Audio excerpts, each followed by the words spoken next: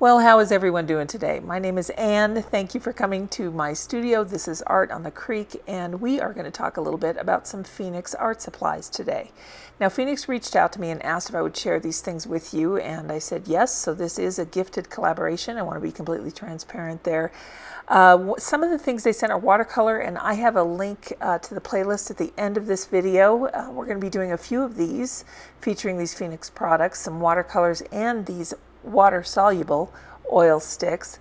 I have never played with oil sticks. I love pastels. I've used a lot of soft pastels and oil pastels. In fact, they're some of my favorite things to use in the studio, but I've never used these. I've seen them used and I'm very intrigued. This little set comes with 6 and they're packaged very well in a little clamshell here, and these tins are nice. They're high enough quality that you could reuse them if you want.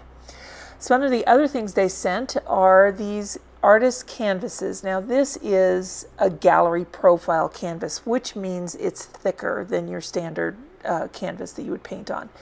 This measures 8 inches by 10 inches. It came in a set of 4, and I'm excited to use them. Now here are the standard thickness ones, the traditional profile they call it. They're both 100% cotton, both have the same texture, kind of a medium texture. I know nothing about art canvases, so I really don't know what to tell you other than one is thicker than the other one. Typically, I paint on paper or some kind of a wood. I don't really use canvases, so this is really going to be new for me today. Let's open this 2-pack here and see what's inside of this one. These will be used with the oil paints today. The other boxes contained a watercolor set and some brushes. But this 2-pack is really kind of cool. Let's get it open and let's see what's inside. Now, when you're painting with oil paints or acrylics for that matter, you can use these. They are called palette knives. You can use them for mixing, you can use them for painting with.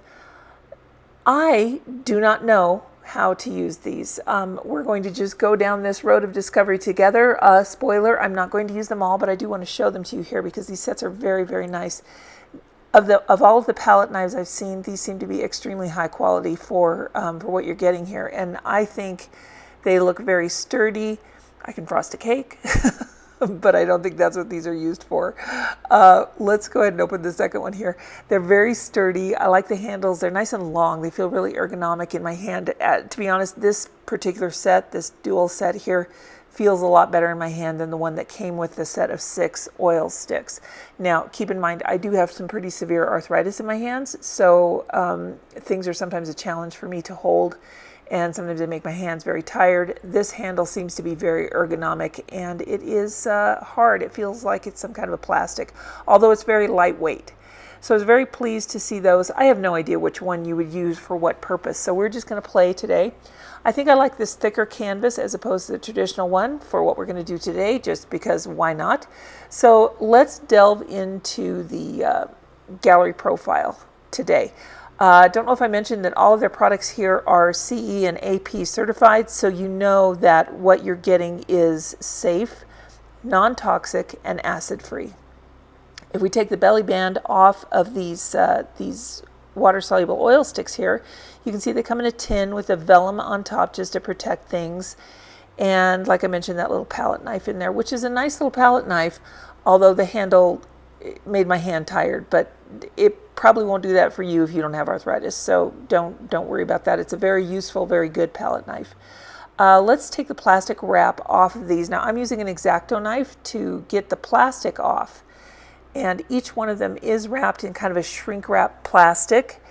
It was a little bit futzy to take these off, I'm not going to lie, but once you get them off, it's fine.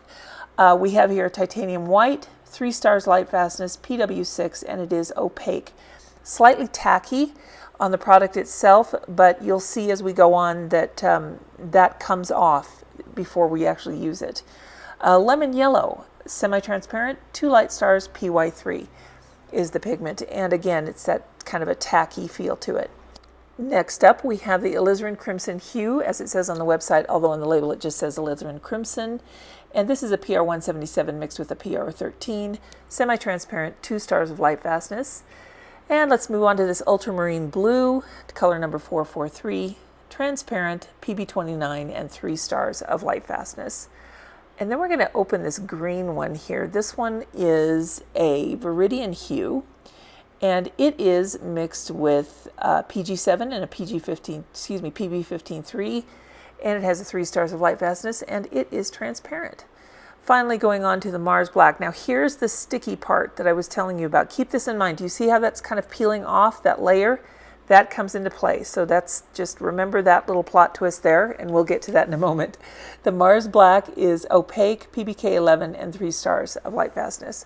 So here we go. You can see that they're AP certified. What that means is you're not going to have any toxins that you would really have to worry about. And these do all clean up with water. And I know it's not rocket science that oil and water do not mix, so I will explain that magical combination of ingredients here shortly, although I don't have their exact ingredients, but I can tell you how this works. Here is how you remove that sticky layer. Now you do have to remove the sticky layer before you use them. It's like a skin that develops on it. Oil paints, as these are, they do dry. You can varnish this as you would a regular oil paint and just hang it on your wall without worrying about putting it under glass or anything like that. However, as far as the light fastness claims goes, I would do your own light fastness testing, just because I couldn't find any information about how they do their light fastness testing or what it conforms to. So we've got it all peeled off, and we're just going to put some here. I have a palette paper pad. It's kind of a plastic coated paper, really convenient for mixing things. And I'm just going to kind of see how this feels and how it works. It's very soft. You can come in with this palette knife, and I'm going to just mix it with a little bit of water, and sure enough, you can really get it nice and smooth. Now, spoiler, not all colors blended this well for me. I could have one in here that maybe isn't quite right formula-wise. I don't know. It didn't stop me though. It did frustrate me, but it didn't stop me. This is going to be sped up here a little bit, but you can see how this peels off. You just take the palette knife, or you can use a craft knife, and you're just going to skim off that outer layer. This is the green here that we're going to do next. And this is kind of a messy medium. That's the good thing about this, is that it does clean up with soap and water. As it is an oil paint, the reason that you can use water to thin it out and mix it is because it has an emulsifier in it. Chemically speaking, what that means is, when you're making salad dressing and you're mixing oil and vinegar, and the oil will settle on the top. Well, if you put an egg in there, let's say, that will enable the oil and the water to bind onto that egg as like a bridger. And chemically speaking, that will provide an emulsification that lets everything mix together. So that's kind of how these are made, is with some sort of an emulsifier that allows water to be mixed with it. Otherwise, you certainly can use a thinner, and I do have some, and we're going to use some because I wanted to compare which is better. In my research of these, since I've never used them before, I wanted to find out, do you use the water to mix them or only to clean up? Those of you who use oil paints know that you're dealing with a lot of toxic chemicals in your studio, and maybe that's not something you want to be around or do any longer. So mixing with water, cleaning up with soap and water would be appealing. As an artist, I don't think that this would be a really great first introduction to oil paints. I think I've seen oil paints. I've played with them very, very on a limited basis, but they're like butter. They're so soft, they're so smooth, and you can really see that some of these are mixing very, very well, but some of them just don't, and it was very, very frustrating. I felt like I really wanted to use them like oil pastels, but they don't really act like oil pastels. They're fun, they're fine to use, and they make good mixes. You can really use that palette knife on your palette here to mix some neat colors. The black with the yellow makes a lovely olive green. I do like that. That's one of the mixes in the world of color that has always fascinated me. You really have to work on them though. They're not going to mix as easily as oil paints. Let's see if we can mix a sort of a pigment color for, not a pigment color, I mean a complexion color for a portrait, if you were going to do a portrait. And I'm just mixing some red, yellow, and blue. And I'm not trying to get anything correct here. I've got it very, very dark. That's fine. It's even almost a burgundy. It's a very red undertone brown, but I was able to mix that, and I'm very happy with that. Mixing an orange here, just put a little too much red in, so that's okay. It's going to be a very deep orange, but as you can see, they do mix and they do go together quite well, with the exception of this white. Now, I did certainly get the hang of how to peel that outer skin off, and that was really easy. You were going to need rags. You might want to wear gloves if you don't want to have anything on your hands. I just ended up washing my hands a lot, and for me, that was fine. So I'm going to spray a little bit of water on this white here and see if I can mix this in to lighten this complexion tone that we made. We can, but as you can, I hope you guys can see, because I know it's sped up, that little clump of white just hangs on. It's just not really dissolving. I feel like if I had spent a whole lot more time mixing this, which frankly I did not want to do, then maybe it would have gotten clean, or not clean, totally smooth. You see the grit in there? See how that's just not really mixing? I think that something might be wrong with this particular white oil stick. I don't know. It's so hard and so much drier than the others. It felt like the consistency is just a little bit different, and it was just, it would mix a little bit and then you'd have these clumps. And unfortunately, some of those clumps did stay on my artwork. Now, full disclosure, that could be me and my impatience, because am I impatient? Yes, I'm very impatient. So I'm going to abandon the water, and I'm going to go with this thinner that's designed for use with oil paints. By the way, none of this smelled like oil paint. None of it. So that was really, really nice, because I was working with the windows closed because I have the air conditioner on, and I didn't want to open up. So I didn't even think of that until after I opened this thinner that I had, and I realized that it didn't have an odor either. So that was nice. I got a low odor version, and it actually is low odor. So let's use this thinner to mix, and you know what? I like it better, you guys. I like mixing with the thinner better than mixing with water. As the day goes on and I painted with this, I ended up, look at that, it's just velvety. It's just better with the thinner. This one I think I mixed with water, and I did have some continual struggles, although it's the white, so I wasn't willing to let that be the judge completely. But as the day went on and as my painting went on, I really preferred having that oil paint thinner to mix. So if that's something you want to do, I definitely recommend that. You can see that big clump of white right there in this freeze frame. It just didn't mix up, and that was exceedingly frustrating. I don't know, let's just do a sunset. Let's just have some fun, because by this point, frankly, I was very frustrated, and I wanted this to work so badly because it looks really fun. I love pastels, and this first part of it I thought, well, I'm just going to go in like pastels, because I really don't want to sit and mix since that white was giving me so much trouble. So let's just go ahead and get some of this pigment right down on the canvas, and let's go from there. So I'm going to start mixing, and right away I realized, oops, I forgot to thoroughly clean my brush, so let me just wipe that out, and success, that cleaned up very well. And even though my brush still isn't entirely 100% clean, we can go ahead and continue the painting here. Really enjoying making this ombre of a sunset, and putting some more yellow in, just letting it really mix on the paper, or excuse me, on the canvas, which I really like, but the pigment lines are still kind of staying in the canvas. I felt like they got pushed in too hard. So now I'm thinking maybe I should have mixed on the canvas. If you guys have used these oil sticks before, let me know. Is this something that you prefer to mix on the canvas like this? Or is it something that you prefer to mix on your palette and then go from there? I wasn't disliking this. I was just really, I felt like I was really feeling my way the whole time, which I was, because I've never had an experience with this before.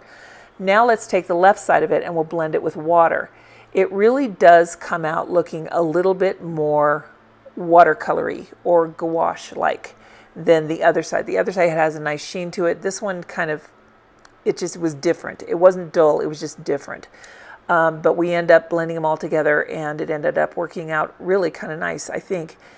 Except for this white, you guys, it really gave me a lot of problems. I had to go to this biggest palette knife, and I am using water at this point to try and get this thin enough to use as paint. I pushed so hard on my palette. You can see the lines in the center of my palette page there. I actually cut the paper with the palette knife because I was pushing so hard. So be careful, these do have a somewhat sharp edge, but I was able to get some clouds in. Now I'm going to go back and try again with the method that I want to be fun and I want it to work, is to draw on the canvas and then to blend it with water. With the black and the green, it was successful and it did work very, very well. And oil paints, as in gouache and acrylic, not so much gouache, but for sure oil paints and acrylic, you can do a technique called alla prima where your paintbrush strokes show. And that's kind of what I was going for here. I really love texture in my artwork, and I wanted to use those brush strokes to my advantage to show the direction that the mountains were facing in their cliff nature and in the jagged rocks rather, and then get the snow on that one side over there. Now let's add in a little bit of the yellow underneath the sun there, and we'll come in here and do some more on the left, get that part filled in. So far it's really just working out very, very well. I didn't have any trouble lifting off that center where the sun is, and I like that it had just a slight tint of color underneath it. I couldn't get the white to work well enough to have me paint that white, so that's why we just went with that lift off technique there. Now for this remainder of this, I believe I'm mixing everything with water. I really enjoy how it worked, and I don't have a photo of it dry yet. I'll come back in a couple days and check it again because I do want to also varnish it, and we'll do kind of a before and after of the varnishing process. Doing a black mixed with a white to get the gray for the shadow of the clouds here, and mixing just a touch of blue in there. It's fun. This is really enjoyable to do. I'm really surprised that I'm able to execute something that I thought anyway was not half bad. I thought that the pigments are really bright, they're really vibrant, and here is the fun part about this gallery profile canvas. You can paint on the sides. Now you can do something entirely different. You could do all black or all blue. I just continued basically the painting, wrapping it around the edges. Now the part that I painted on the edges is much more watered down than the rest of the paint. Particularly, I wanted to still test that and see how it comes out in the end. The huge plus with these is that I have never, ever in my life used oil paints, and I made an oil painting today. So that's something that really makes me happy. If that's something you think that you would be happy doing too, well then check out the affiliate links below. And if you're curious about a membership with Art on the Creek, I'd also have a link below that describes that. We've got a lot of fun things that happen on the membership platform right here on YouTube. We have full-length tutorials every week, and every month I send out Happy Mail to all of my channel members. Okay, you guys, we'll revisit this and see how it looks with varnish on it in the next videos to come. And I hope everyone really enjoyed learning just a little bit about these Phoenix water-soluble oil paint sticks. We'll see you next time, everyone. Stay creative. Bye now.